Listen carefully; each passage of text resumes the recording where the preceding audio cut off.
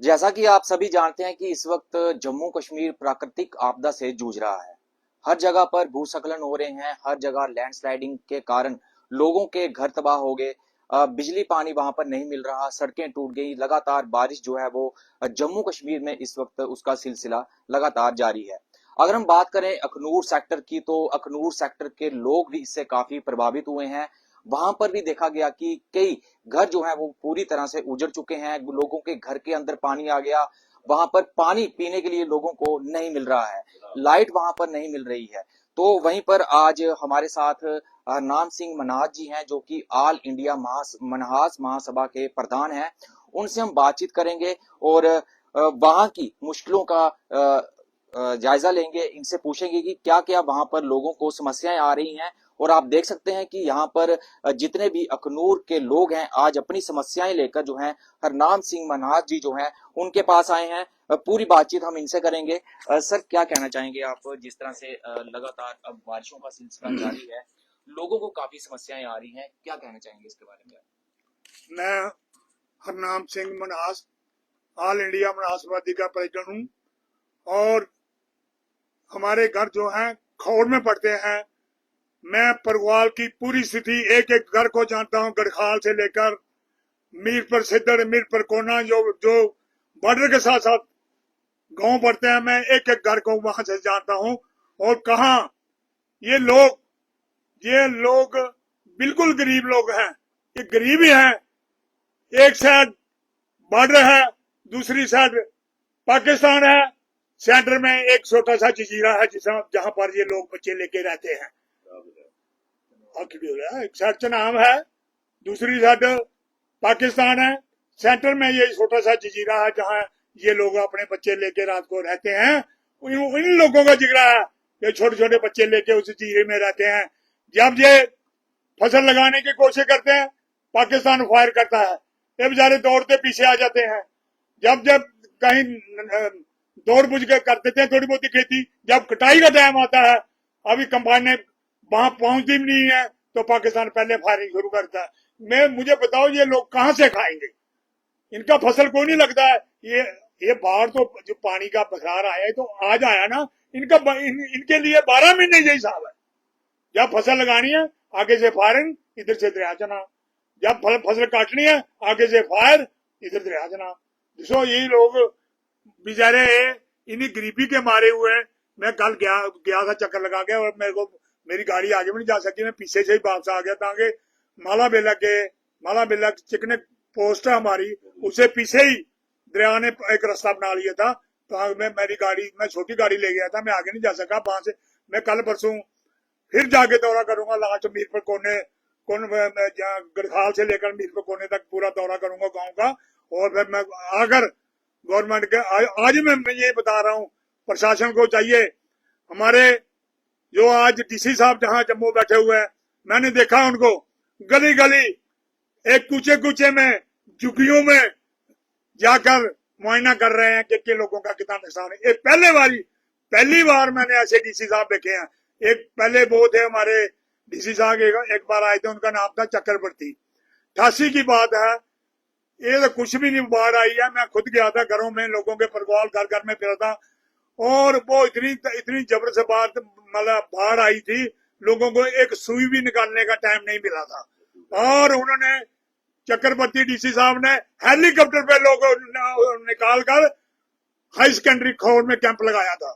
आज लोग, वो डीसी साहब तो बेचारे पता नहीं, मेरे ख्याल चले भी गए होंगे, 20-25-30 साल की बात है। लेकिन लोग आज नाम लेते हैं कि डीसी चक्रवर्ती आया था जिन्हें हेलीकॉप्टर, मैं साथ था, एक डीएसपी अखनूर था, तो एक मैं था, उसने मेरे बोला बना साहब चलो आपको पता कहाँ हेलीकॉप्टर बिठाना है और लोग कैसे निकालने हैं। मैंने पूरा उनके साथ दौरा किया, बॉर्डर का पूरा दौरा किया। लेकिन आज जो हमारे जम्मू डीसी साहब आए हैं, ये भी चक्रवर्ती जैसे ही हैं। मैंने कल देखा कहीं झुग्गी में जो मजदूर है उनकी झुग्गी में पड़े थे, क्या नुकसान हो गया, क्या सब देख रहे हैं। पानी का इतनी जम्मू में इतना कहर मच गया है कि 1000-2000 की ट्राली बिक रही है, क्योंकि बाहर ने पैपें तोड़ दी हैं, नाले बना दिए हैं, सब इतना तबाही किया कि हद से ज्यादा।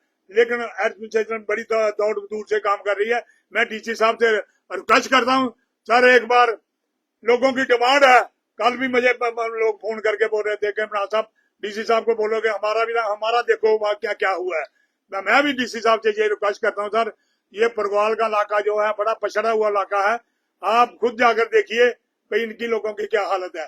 अगर ये काबिल हैं, अगर इनका नुकसान हुआ तो आप कुछ दो, अगर नहीं हुआ तो मत दो, कोई नहीं। लेकिन आप किसी को भेजोगे बोल देंगे ओके रिपोर्ट।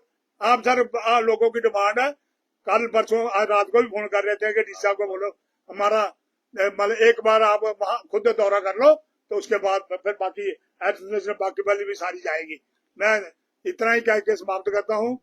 जय हिंद, जय भारत। अभी मेरे साथ मेरे वाइस प्रेसिडेंट ऑल इंडिया मनास बरादरी के वाइस प्रेसिडेंट सुखदेव सिंह उर्फ काला, ये आरसपुरा के सरपंच भी हैं और मेरे वाइस प्रेसिडेंट भी हैं। अभी ये करेंगे, बोलेंगे। मैं आपसे जानना चाहता हूँ कि अखनूर एरिया में कितना लोगों का नुकसान हुआ है, एस्टिमेट कोई?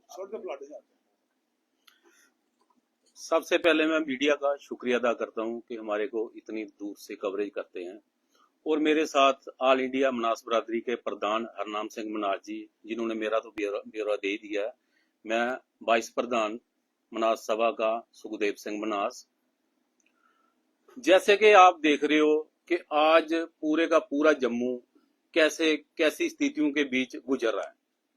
और रही बात हमारे जो परगवाल साइड जो हमीरपुर कोना है, जहां हमारी मनास बरादरी रहती है, हमारे लिए सभी भाई हैं।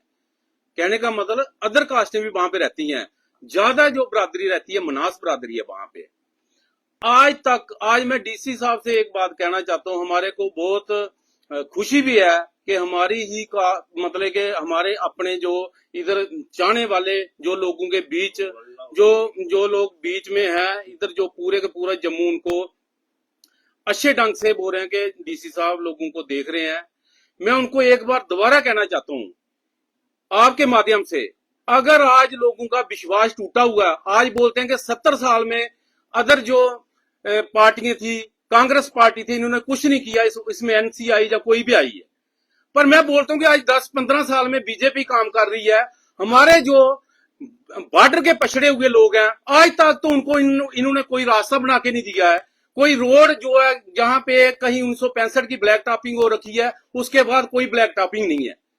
और जो अपने जो है परगवाल गढ़खाल हमीरपुर कोना की बात है, जहां पे हमारे कुल देवता जी, हमारा पूरी बरादरी वहां पे मनास बरादरी पंजाब से लेकर मकेरिया से लेकर पूरे के पूरे वहां पे जाते हैं। वहां के जाने के रास्ते तो छोड़ो। और आज तक उन लोगों को, जैसे हमारे प्रधान जी ने बताया है कि जब फसल कटाई की बात आती है तब पाकिस्तान से फायरिंग स्टार्ट हो जाती है। ऊपर वाले का कहर, नीचे वालों का कहर, इधर से चुनाव उसका कहर है।